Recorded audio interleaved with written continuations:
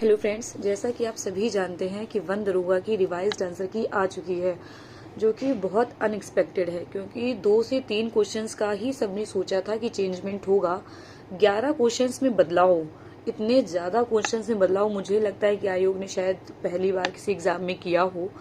ये मुझे लग रहा है इसलिए है क्योंकि जो लेखपाल में उन्होंने गलतियाँ की थी, जिसकी वजह से बच्चे कोर्ट गए और जो रिजल्ट था वो 1 साल हो गया, होने वाला है जुलाई से, और अभी तक फाइनल रिजल्ट नहीं आ पाया है।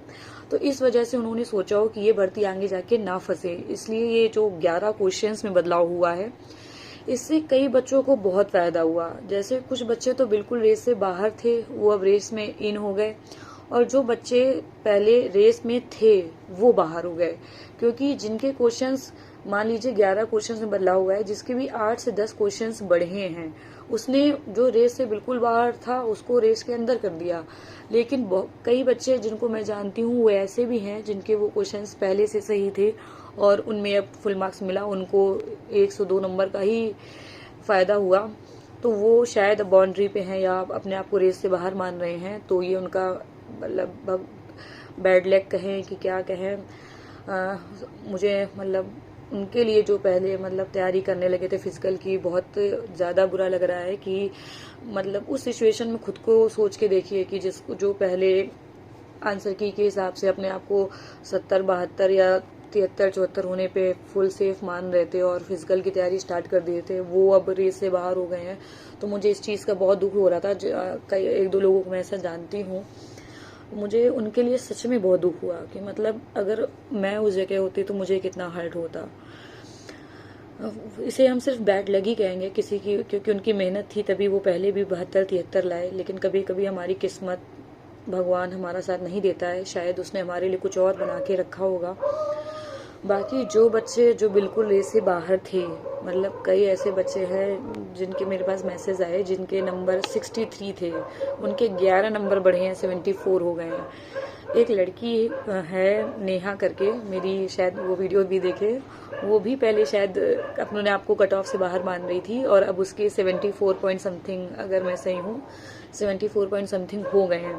तो ये चेंजमेंट जो था हुआ है, ये रिजल्ट में बहुत बड़ा प्रभाव डालेगा, क्योंकि इसने कई बच्चों को एकदम बाहर कर दिया और कई बच्चों जो बाहर थे उनको एकदम अंदर कर दिया।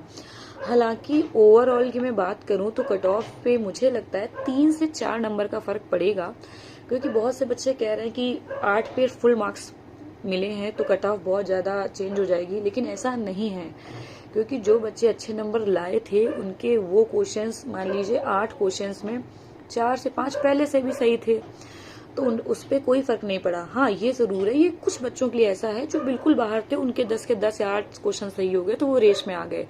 लेकिन ओवरऑल कट ऑफ है, अगर मैं बात करूं कि कितना फर्क पड़ेगा, तो मुझे लगता है कि 3 से 4 नंबर, मैक्सिमम 4 नंबर का फर्क मुझे दिख रहा है। 4, और बहुत ज्यादा की बात करूं तो 5 नंबर, इससे ज्यादा फर्क किसी हाल में नहीं देखने को मिलेगा। क्योंकि पहले भी जो बच्चे 75 या 76, 75 प्लस स्कोर किए थे, उनके ये सारे क्वेश्चन ऑलमोस्ट सही ही होंगे। तो इतना ज़्यादा फर्क मुझे नहीं लगता कि 8 पर फुल मार्क्स मिला है तो हम उस हिसाब से कट ऑफ डिसाइड करें। कट ऑफ जो है वो सिर्फ 3 से 4 नंबर मैं कहूँ तो वेरिएट करेगी। जो बच्चे, जो बॉयज़ की मैं बात करूँ जनरल में, जो 72 प्लस या 73 प्लस पहले एकदम श्योर थे, वो कट ऑफ अब बढ़कर 75 प्लस या 76 प्लस चली जाएगी। मुझे लगता है फाइनल कट ऑफ बॉयज़ की 76 के आसपास रहनी चाहिए। बाकी किसी भी चीज़ को हम लोग लिखित रूप में तो नहीं कह सकते हैं जब तक रिजल्ट ना आए, क्योंकि जो आंसर की में हुआ ये भी बिल्कुल किसी ने भी नहीं सोचा होगा, बहुत ही अनप्रेडिक्टेबल था ये। तो रिजल्ट क्या होता है वो तो तब देखेंगे, लेकिन जो मुझे लग रहा है, मैं अपने अनुमान के आधार पर बता रही हूँ कि कट ऑफ में 3 से 4 नंबर का फर्क पड़ेगा। जो भी लोग 75 प्लस हैं, 76 या 75 पॉइंट समथिंग है, बॉयज़ की बात कर रही हूँ, वो अपने आप को थोड़ा सेफ मान के चलें। हाँ, सेफ ही है, ऑलमोस्ट कट ऑफ इतनी ज़्यादा नहीं चली जाएगी कि 80 चली जाए और 79 चली जाए, क्योंकि लेखपाल में भी हम लोग ने देखा है, उसमें तो 25 नंबर की मैथ थी, 25 नंबर की हिंदी थी, यहाँ पे पूरा सिलेबस ही चेंज था। तो इसका एक थोड़ा सा फर्क पड़ेगा। ऊपर से यहाँ पे बच्चे भी कम हैं, 11,000 बच्चों ने पेपर दिया है, तो मुझे लगता है कि वो फिजिकल की कट ऑफ तो मतलब लड़कों की 66 से 68 के बीच में रहनी चाहिए। और मान लीजिए 69 भी रहती है, 69 के आसपास फिजिकल की कट ऑफ रहती है, तो भी फाइनल की कट ऑफ 76 और 77 के बीच में ही रहनी चाहिए। क्योंकि 80 प्लस जो हुए हैं वो बहुत ही कम बच्चे होंगे, वो पहले से भी सेफ होंगे। अगर मान लीजिए किसी के 77 नंबर थे पहले, तो पहले से भी सेफ था, उसके 5 नंबर बढ़ गए तो 82 हो गया। तो इतनी ज़्यादा कट ऑफ नहीं फर्क आएगा। हाँ, 3 से 4 नंबर का फर्क जरूर आएगा। रही बात लड़कियों की, तो लड़कियां जैसे पहले 66 से 68 के बीच एकदम सेफ थी, तो अब लड़कियों की मैं बात करूं तो 72 टू 74 एकदम मुझे सेफ लग रहा है। कि 74 भी मैंने एकदम मैक्सिमम बताया है, 73 आप लेके चलें। क्योंकि लड़कों की जितनी भी कट ऑफ जाएगी ना, आप उससे 5 नंबर कम रखिए। क्योंकि लड़कियां जो हैं वो 1/3 भी नहीं है लड़कों की जिन्होंने एग्जाम दिया। जितनी भी लड़कियां मेरा वीडियो देख रही हूँ, वो खुद बताएं कि उनके सेंटर पे कितनी लड़कियां थी। तो लड़कियों की जो संख्या है वो बहुत कम थी। ये बहुत बड़ा मुझे लगता है फैक्टर होना चाहिए जो कट ऑफ पे फर्क डालेगा। देखिए आगे क्या होता है, वो तो समय आने पे पता चलेगा कि कितनी लड़कियां फिजिकल के लिए क्वालिफाई करती हैं। फिजिकल के लिए मुझे लगता है लड़कियों की कट ऑफ 63 से 65 के बीच में जानी चाहिए। फाइनल कट ऑफ 72 टू 73 के बीच में रहनी चाहिए। तो बार बार लोग मुझे टेलीग्राम पे मैसेज कर रहे थे कि कट ऑफ क्या जाएगी। तो मेरा जो मानना है कि गर्ल्स की कट ऑफ 72 टू 73 जानी चाहिए, बॉयज़ की कट ऑफ 75 से 77 के बीच जानी चाहिए। बाकी जो भी लड़कियां 70 प्लस हैं, क्योंकि हम एग्जैक्ट नहीं कह सकते कि कट ऑफ क्या जाएगी। मुझे ऐसा लगता है कि लड़कियों की कट ऑफ मतलब 5-6 नंबर का फर्क आना चाहिए। तो जो भी लड़कियां 70 प्लस हैं वो फिजिकल की तैयारी बहुत अच्छे से करने लगे। क्योंकि कोई नहीं देखाया कि कट ऑफ लड़कियों की फाइनल 70 ही टच करे या 71 टच करे। क्योंकि लड़कियां जो थी वो बहुत कम थी। तो जो भी 70 प्लस हैं वो श्योर फिजिकल की तैयारी करने लगे। और जो भी बच्चे मैं देख रही थी कि जिनके 76 हैं या 77 हैं, वो फिर कहने लगे हम तो बाउंड्री पे आ गए, हमारा होगा कि नहीं होगा। तो आप फिजिकल के लिए तो आप श्योर क्वालिफाइड ही हैं, और आगे अपनी तैयारी करते रहिए, फिजिकल की भी तैयारी करते रहिए। कट ऑफ इतनी ही रहनी चाहिए 75 टू 77, क्योंकि 80 प्लस बच्चे बहुत कम हैं। बाकी देखिए जो होगा वो आगे ही पता चलेगा। कोई भी एकदम एग्जैक्ट भविष्यवाणी तो नहीं कर सकता, हम लोग सिर्फ बता सकते हैं। लेकिन जो रिवाइज आंसर की है, इसने एक बहुत बड़ा रोल प्ले किया है, ये मैं कहूँगी। कुछ बच्चे जो एकदम ही बाहर थे वो बहुत खुश हैं कि हमारे 8 बढ़ गए, किसी के 10 बढ़े हैं पूरे, कईयों के 5 बढ़े हैं। और कुछ ऐसे भी बच्चे थे जिनको सिर्फ 1 या 2 नंबर का फर्क आया है। तो आप प्लीज बताइएगा कि आपके नंबर पहले कितने थे और अब कितने हुए। मैं अपना बता दूं, मैं खुद की बात करूं तो मैंने शायद 4 to 5 क्वेश्चंस में ऑब्जेक्शन किया था। क्योंकि मुझे जो कैंपा वाला क्वेश्चन था वो मेरा गलत हुआ था। 1927 में क्या प्रतिबंधित है, ये वाला क्वेश्चन मेरा गलत हुआ था, क्योंकि ये क्वेश्चन गलत ही थे। इसीलिए मैं सबसे कह रही थी कि ऑब्जेक्शन जरूर करिए। क्योंकि अगर मैं मान के चल रही थी 2 नंबर, मेरे मन में यही था कि 2 नंबर बढ़ जाए तो भी बहुत है। तो मेरे जो क्वेश्चंस हैं और मेरे जो पहले क्वेश्चंस थे, जो मुझे लगता है मेरे जितने गलत थे, और मुझे इस चीज़ का बहुत दुख भी था कि कई लोगों ने मेरा मजाक बनाया कि पहले आप अपने क्वेश्चंस नंबर से इतने बता रही थी, फिर आंसर की के आने के बाद आपके नंबर इतने हो गए।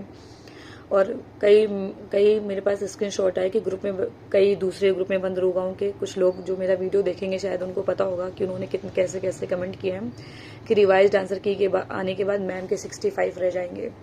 मुझे वो लाइन याद है उनकी, मैं नाम नहीं लेना चाहती किसी का। अच्छा हुआ जो उन्होंने ये सब बातें बोली भगवान बैठे तो उन्होंने सुन लिया कभी किसी का मजाक नहीं बनाना चाहिए। खैर आपने मेरा मजाक बनाया, और उस टाइम मुझे बहुत हर्ट हुआ था कि मुझे लग रहा था कि लोग समझ रहे हैं कि मैंने यूट्यूब पे आकर अपने नंबर फेक दिए या बहुत ज़्यादा बता दिए। वो जो वीडियो मेरा था जिसमें मैंने अपने नंबर बताए थे, वो आंसर की आने के पहले का वीडियो था। आप लोग डेट देखिए जाके, वो तब का वीडियो था।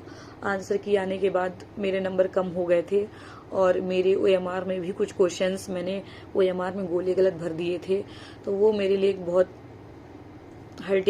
मैं हर्ट हुई थी उस चीज़ को लेके। लेकिन मुझे लगा कि ये सब सिर्फ बहाने होते हैं, मैं किसको बताऊंगी जाके कि मैंने OMR में गलतियां कर दिया, मैंने OMR में क्वेश्चंस गलत भरे। पूरी दुनिया ये समझेगी कि जब नंबर कम आते हैं ना, तो एक अच्छा सा बहाना है कि ये कह दो कि OMR मैंने गलत भरी, इसलिए मैंने OMR वाला एक्सक्यूज़ किसी को दिया नहीं।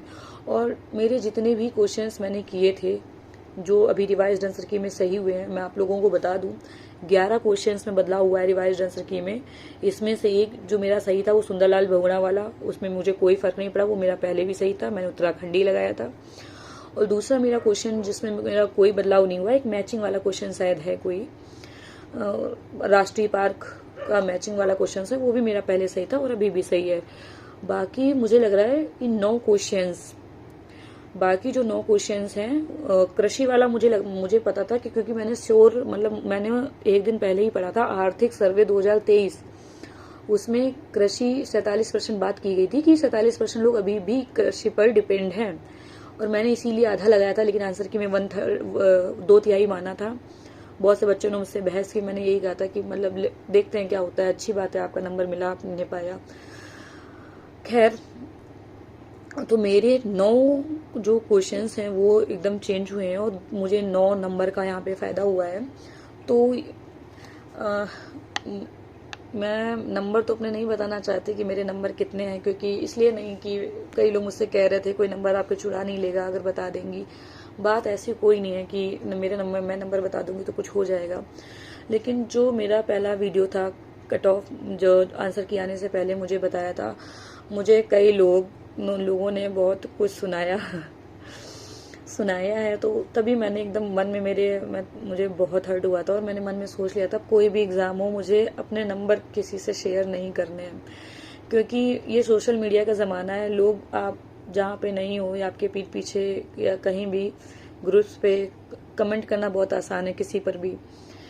लोग आपकी मेहनत नहीं देखते हैं, लोग सिर्फ कि हाँ इतने कैसे आ सकते हैं, ये फेक कर रही हैं। फिर जब मेरी रिवाइज्ड आंसर की आई थी पहली वाली, तो मेरे आंसर नंबर कम हो गए थे। फिर जब मैंने ये बताया तो कई लोगों ने, इसलिए मैं ये बात मेंशन कर रही हूँ कि सिर्फ 1-2 लोगों ने नहीं, कई लोगों ने ये बात कही कि पहले इतने थे, अब आंसर की आने के बाद इतने हो गए, अब जब रिवाइज्ड आएगी तो मैम के 65 रह जाएंगे। मुझे वो लाइन याद है, और जो शायद आप अगर मेरा वीडियो देख रहे हो, अगर आपने ये बात कही थी तो थैंक यू सो मच। आपकी आप सबकी दुआएं लग गई मुझे, और मुझे कोई गिला शिकवा नहीं है आप लोगों से। आप लोगों ने जो भी कहा, मैं सब कुछ ठीक है,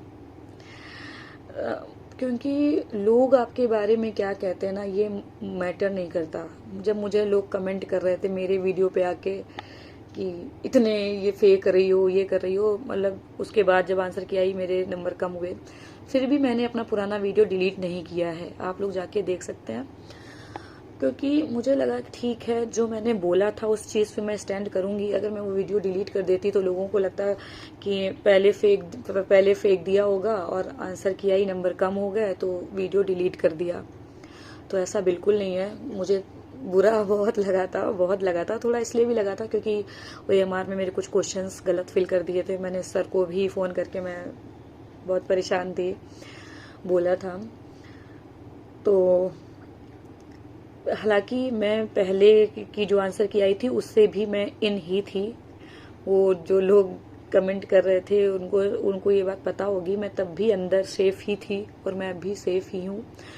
बस भोलेनाथ का शुक्र है। मुझे मतलब टॉप करने से मतलब नहीं। कई लोग कह रहे थे ना कि मैं, इसीलिए मैंने अपने नंबर कहीं शेयर नहीं किए। मेरे कितने भी नंबर हो, मैं मुझसे कोई नंबर पूछता है तो मैं यही कहती हूँ। बात यहाँ पे मुझे बड़ा बन के या अपने आप को ये दिखा के कि मेरे इतने नंबर है क्या मिल जाएगा। मुझे सिर्फ और सिर्फ एक सीट चाहिए। जो बच्चा ना फाइनल में 0.5 से सिलेक्ट होगा और जो बच्चा 10 मार्क्स ज़्यादा लाके सिलेक्ट होगा, दोनों सेम जगह ट्रेनिंग करेंगे और दोनों को सेम सैलरी मिलेगी। तो मेरे लिए ऐसा कोई मायने नहीं रखता कि टॉप करना और नंबर बहुत ज़्यादा आ जाना। वो एक बहुत अलग बात है। बस मैंने भगवान से हमेशा यही कहा है, अगर मैंने मेहनत की हो तो मेरा सिलेक्शन करवाना। तो आप अगर मुझे प्लीज़ कोई ये कमेंट ना करे मेरे वीडियो पे कि मैम कितने मार्क्स हैं, वो मैं नहीं बता सकती कि मेरे कितने मार्क्स हैं। हाँ, जो मेरे क्वेश्चन सही हुए वो मैंने बताए, मेरे 9 क्वेश्चन जो हैं वो सही हो रहे हैं रिवाइज्ड आंसर की से। और तो जिनका नंबर नहीं बढ़े या जो जिनके नंबर 1-2 ही बढ़े, या जिनके नंबर, कुछ लोग 1-2 लोग ऐसे भी हैं जिनके नंबर कम हो गए, उनके लिए शायद भगवान ने कुछ और ही सोच रखा होगा। ये कहने को आसान होता है कि जब कोई लोग, कुछ लोग कहते हैं ना, सांत्वना देते हैं कि भगवान ने कुछ और सोच रखा होगा, तो उस टाइम पे बहुत बुरा लगता है। और मेरे साथ जेन्युइनली ये चीज़ें हुई हैं। मुझसे जब लोग आके कहते थे कि you deserve better, you deserve something else, ये वो, तो मुझे उस टाइम पे लगता था कि सब फर्जी बोल रहे हैं, सब बकवास है, मेरा इस एग्ज़ाम में हुआ तो हुआ, क्यों नहीं। तो वो दर्द उनका कोई नहीं समझ सकता, मैं भी सिर्फ यहाँ पे बोल सकती हूँ। और मतलब मुझे भी बहुत बुरा लग रहा था। तो जिनके साथ ऐसा हुआ है, जो पहले रेस में थे और अब बाहर हो गए, बस एक ही चीज़ कहना चाहूँगी, भगवान पे भरोसा रखिए। वो हर इंसान को वहाँ पहुँचा देता है जो जिस काबिल होता है। मैं हमेशा ये चीज़ बहुत अच्छे से जानती हूँ, या कह दीजिए बहुत विश्वास है भगवान पर इस चीज़ पे, कि जो जिस लायक होगा एक ना एक दिन भगवान उसको वहाँ पहुँचा ही देगा। आप भी ये चीज़ देखिएगा, भले वक्त लगे, वक्त लग सकता है, लेकिन हर इंसान जो डिज़र्व करता है वो वहाँ पहुँच ही जाएगा। तो एकदम परेशान होने की ज़रूरत नहीं है कि ज़िंदगी में सब कुछ चला गया, ऐसा कुछ नहीं है। अभी आपका वीडियो का एग्ज़ाम होगा, और जिन बच्चों का वीडियो नहीं भी है उनका जूनियर असिस्टेंट का एग्ज़ाम होगा, तो उस पर फोकस करिए। वो सब भगवान ने आपके लिए कुछ बेहतर बनाया होगा। ये सिर्फ लाइन नहीं है, इस चीज़ को विश्वास रखिए कि ऐसा होता है, जेन्युइनली ऐसा होता है। तो जो भी बच्चे पूछ रहे थे कि मैं किसकी अभी तैयारी कर रही हूँ, तो मेरा भी वीडियो का एग्ज़ाम लगा हुआ है और मैं वीडियो का ही देख रही हूँ। मेरा एक वीडियो का बैच भी है, उसका लिंक मैं यहाँ पे नीचे शेयर कर दूंगी, जिसको भी ज्वाइन करना हो ज्वाइन कर ले। कई लोग पूछ रहे थे मेरी तैयारी के बारे में, तो मुझे टेलीग्राम पे वहाँ पे डायरेक्ट मैसेज कर सकते हैं आप। बाकी आप किसी भी एग्ज़ाम पर एकदम आग बंद करके, अगर आपके नंबर 85 भी हैं तो भी ये सोच के मत बैठ जाइए कि हम इसमें सेलेक्ट हो गए। एक लाइन है ना, जीतने से पहले जीत और हारने से पहले हार कभी नहीं माननी चाहिए। मैं हमेशा कहती हूँ, और लोग सोचते होंगे मैं ये लाइन मतलब हर बात पे बोलती हूँ, लेकिन इस लाइन ने ना मुझे बहुत मोटिवेट किया है कि जीतने से पहले जीत और हारने से पहले हार नहीं माननी चाहिए।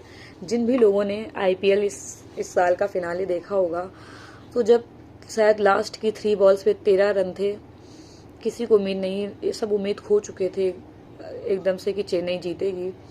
अगर उस वक्त जो बैटिंग कर रहे थे जडेजा सर, उन्होंने भी ऐसा सोच लिया होता तो शायद मुझे लगता है कि आज वो नहीं जीते होते। लास्ट की बॉल पे जब उन्होंने चौका मारा था, तो जिंदगी की आखिरी मोड़ पे भी मुझे कहते हो कि हारने से पहले यार, भरे आप बिल्कुल कट ऑफ से बाहर हैं, आप बाउंड्री पर हैं, लेकिन अपने आप को बाहर मत समझिए। और जो लोग 85 प्लस भी हैं, जब तक फाइनल ना हो जाए, जब तक आपको पहले मंथ की सैलरी ना मिल जाए, तब तक आप अपने आप को ये मत समझिए कि आपका सिलेक्शन हुआ है। जीतने से पहले जीत और हारने से पहले हार कभी नहीं मानना। Thank you.